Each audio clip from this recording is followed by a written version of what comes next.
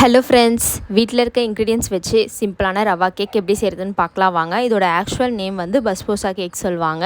இப்போ ஒரு பாத்திரத்தில் வந்து 1 கப் ரவை, அதில் வந்து 1/2 கப் சர்க்கரை, 1 ஸ்பூன் போல் பேக்கிங் பவுட்ரு சேர்த்துக்கோங்க. அதுக்கப்புறம் 1/2 கப் தயிர் நல்லா பீட் பண்ணி சேர்த்துக்கோங்க. திக்கான பால் வந்து 1/2 கப்பு. அதுக்கப்புறமேட்டா வந்து பிஞ்ச் ஆஃப் சால்ட், கொஞ்சமாக வந்து மெல்ட் பண்ண பட்டர், இதெல்லாமே சேர்த்து நல்லா பீட் பண்ணிக்கோங்க.